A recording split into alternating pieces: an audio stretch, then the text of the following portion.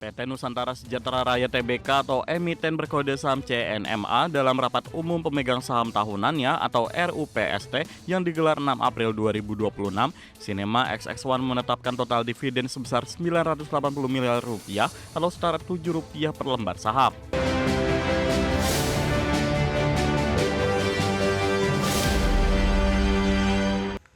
Pemirsa, kabar gembira bagi pemegang saham emiten bioskop PT Nusantara Sejahtera Raya Tbk atau CNMA.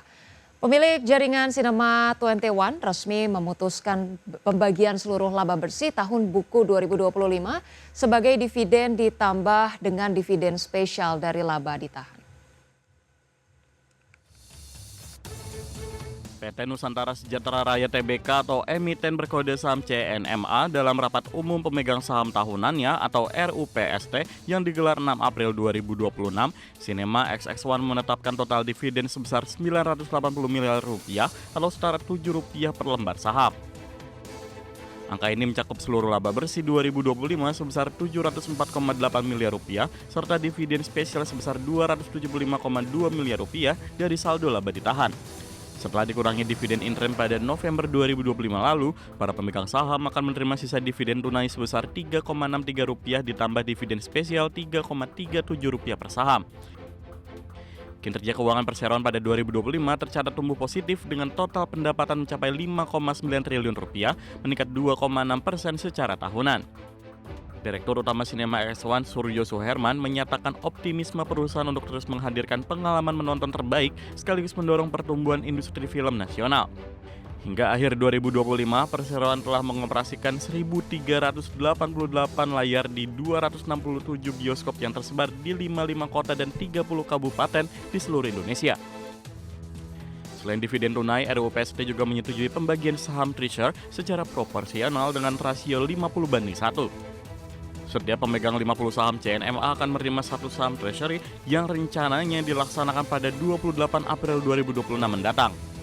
Selain itu, rapat juga menyetujui perubahan susunan pengurus pasca pengunduran diri Muhammad Nur Rahman Sujuti sebagai komisaris independen guna memperkuat tata kelola perusahaan dalam menghadapi tantangan industri hiburan pada 2026 ini.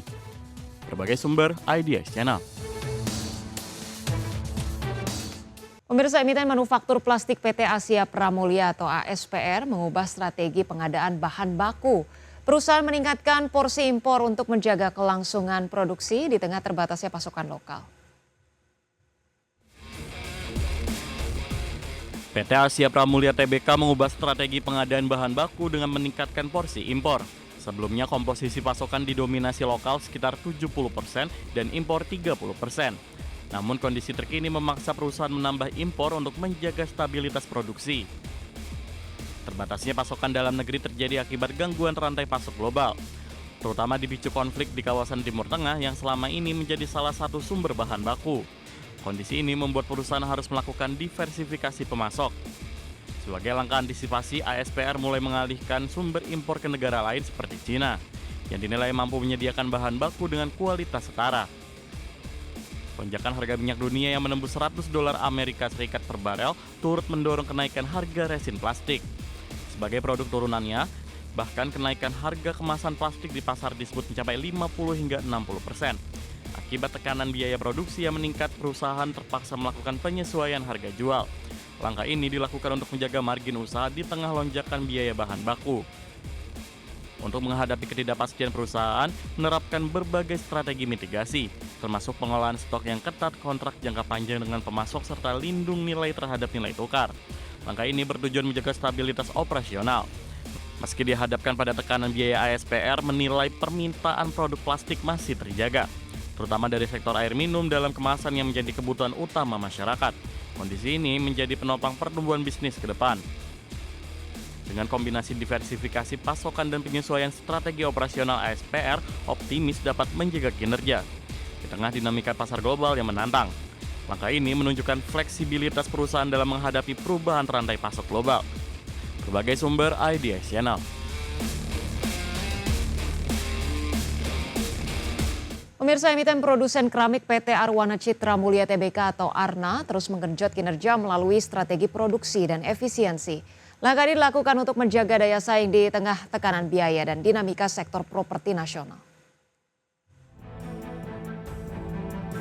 PT Arwana Citra Mulia Tbk terus menekankan efisiensi sebagai strategi utama dalam menjaga profitabilitas.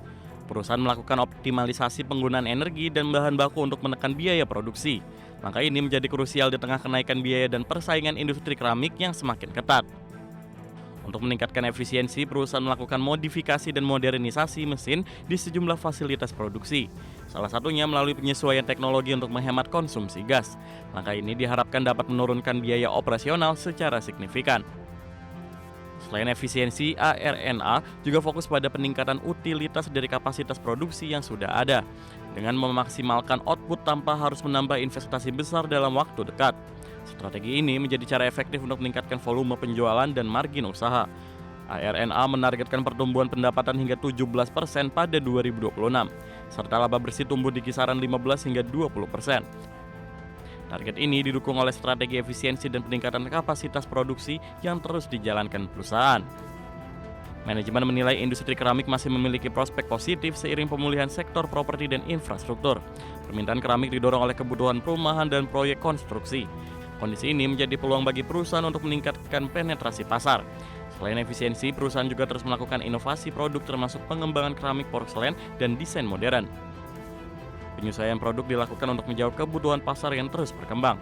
Langkah ini menjadi bagian dari strategi meningkatkan daya saing. ARNA juga terus memperkuat jaringan distribusi dengan menambahkan subdistributor dan outlet di berbagai wilayah. Jaringan yang luas menjadi kunci dalam meningkatkan penjualan dan penetrasi pasar. Strategi ini memperkuat posisi perusahaan di industri keramik nasional. Strategi efisiensi dan optimalisasi produk menjadi fondasi utama bagi ARNA dalam menjaga kinerja. Di tengah tekanan biaya dan persaingan pasar, ke depan perusahaan optimis dapat menjaga pertumbuhan dengan memanfaatkan momentum pemulihan sektor konstruksi. Berbagai sumber IDX Channel. Kita awali dengan informasi pertama, pemirsa. Presiden Prabowo Subianto memastikan pemerintah tidak akan menaikkan harga BBM di tengah gejolak geopolitik termasuk konflik di Timur Tengah. Menurut Prabowo, pemerintah telah menyiapkan sejumlah langkah strategis untuk menjaga stabilitas energi nasional dalam jangka pendek dan menengah. Menurut Prabowo, pasokan BBM dalam negeri relatif aman dan tidak terlalu berdampak oleh penutupan Selat Hormuz. Pemerintah juga memiliki alternatif sumber pasokan energi untuk menjaga ketahanan nasional. Prabowo menegaskan kebijakan subsidi BBM akan tetap difokuskan untuk masyarakat kecil dan meminta masyarakat kaya untuk menggunakan BBM non-subsidi. Sebagian langkah-langkah sudah kita umumkan, ya. Sebagian langkah-langkah untuk kita kendalikan konsumsi daripada bahan bakar. Untuk jangka pendek ini, jangka pendek yang saya anggap kritis adalah 1 tahun ke depan ini, 12 bulan ke depan. Sesudah 12 bulan kita akan menjadi sangat kuat. Untuk BBM yang bersubsidi kita akan pertahankan untuk rakyat kecil dan rakyat miskin. Kita akan pertahankan untuk 80% rakyat kita. Tapi pada saatnya yang orang-orang kuat, orang-orang kaya, ya kalau mau pakai bensin yang mahal, ya dia harus bayar harga pasar. Lo udah kaya minta subsidi lagi. Ya enggak lah. Yang kita bela. Pemirsa, pemerintah Indonesia terus melakukan upaya diplomasi agar 2 kapal tanker milik Pertamina yang tertahan di Selat Hormuz dapat segera melintas. Pemerintah tengah menyelesaikan berbagai hal teknis untuk memastikan keselamatan pelayaran. Pemerintah terus mengupayakan agar 2 kapal tanker pembawa minyak milik Pertamina yang masih tertahan di Selat Hormuz dapat segera melintasi Selat Hormuz. 2 kapal yang saat ini menjadi perhatian pemerintah yakni Pertamina Pride dan MT Gamsunoro yang masih tertahan di wilayah tersebut. Juru bicara Kementerian Luar Negeri RI Fat Nabil mengungkapkan pemerintah tengah menyelesaikan berbagai hal teknis untuk memastikan keselamatan pelayaran termasuk terkait asuransi dan kesiapan kru kapal. Upaya diplomasi juga terus dilakukan melalui koordinasi dengan pemerintah Iran. KBRI Tehran itu sudah berkoordinasi dengan pemerintah Iran dan juga dengan kedutaan Iran di Jakarta. Intinya kita mengupayakan agar kapal Pertamina bisa melintasi dari Selat Hormuz. Pemerintah Indonesia menegaskan kebebasan navigasi di perairan internasional harus dihormati sesuai hukum internasional, termasuk ketentuan UNCLOS. Pemerintah terus mengupayakan agar kedua kapal pembawa minyak Pertamina dapat segera melanjutkan perjalanan dengan aman. Dari Jakarta, Steven Patinama, Pandu Priyo, IDX Channel. Pemirsa, Bank Indonesia menyatakan ruang penurunan suku bunga acuan atau BI rate ke depan diperkirakan semakin terbatas. Langkah tersebut dibutuhkan untuk tetap menjaga stabilitas rupiah dan ketahanan operasi moneter. Bank Indonesia menyatakan ruang penurunan suku bunga acuan atau BI rate ke depan diperkirakan semakin terbatas. Keterbatasan penurunan suku bunga acuan ini dipengaruhi oleh ketidakpastian global yang meningkat akibat konflik berkepanjangan antara Amerika Serikat dan Israel melawan Iran. Dalam rapat kerja bersama Komisi 11 DPR RI, Gubernur BI Peri Warjio menegaskan BI rate masih dipertahankan di level 4,75%. Upaya Bank Sentral menahan suku bunga didorong situasi yang menuntut Bank Indonesia untuk lebih mengutamakan stabilitas dalam menentukan kebijakan moneter. Meskipun BI rate kami pertahankan 4,75, nampaknya ke depan untuk ruang penurunannya kemungkinan semakin lama semakin tertutup dan kami pun juga harus kemudian menyikapinya untuk menggunakan untuk stabilitas.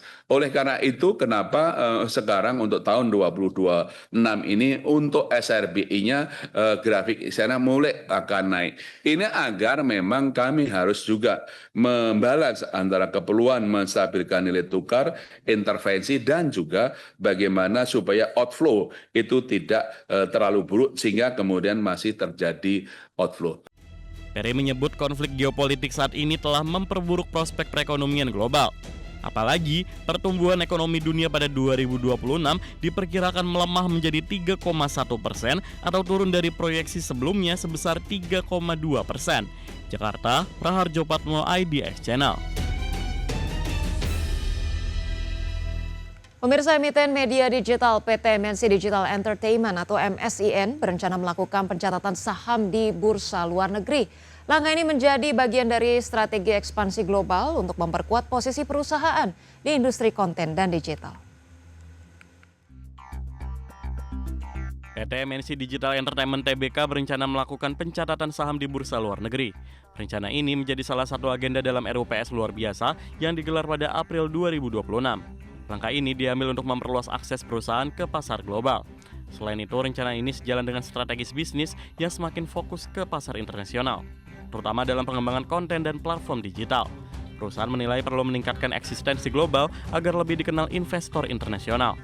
Direktur Utama PT MNC Digital Entertainment Tbk, Angela Tanusudibjo mengatakan rencana IPO di bursa luar negeri ini diharapkan akan semakin meningkatkan visibilitas internasional serta memperluas basis investor asing, baik investor institusional maupun investor retail.